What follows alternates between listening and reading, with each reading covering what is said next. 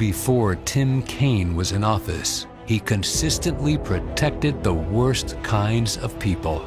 Lem Tuggle raped, sodomized, and murdered Jesse Geneva Havens after being paroled for murdering a 17-year-old girl.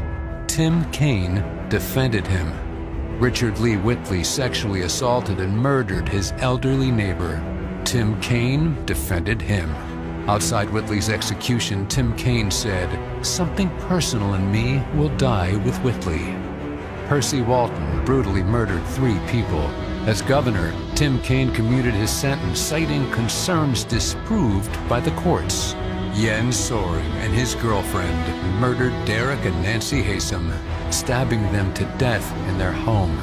On his last day as governor, Tim Kaine tried to have Soring sent to Germany, where parole would have been possible in just 2 years. Tim Kaine, he has a passion for defending the wrong people. America deserves better.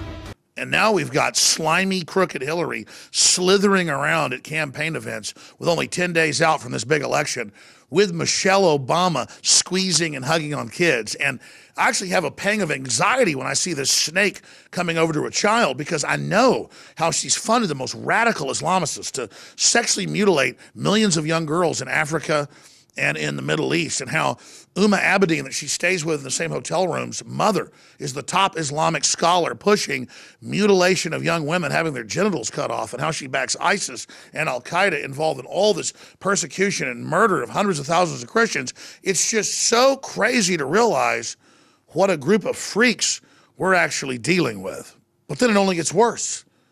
We've got at the White House famous rappers that talk about date rape in their lyrics and drugging women and raping them, and who talk about cop killing at the White House with their children in these big concerts they put on. So publicly saying rape women is good. Trump jokes about women throwing themselves on him and how he could do whatever he wanted. That's the end of the world and horrible for children. But they're doing something 100 times worse on television in our faces, and then telling us how evil Donald Trump is. The truth is, Hillary and the Clintons, along with the Bushes, have been raping this country far too long, and the sleeping giant is awakening.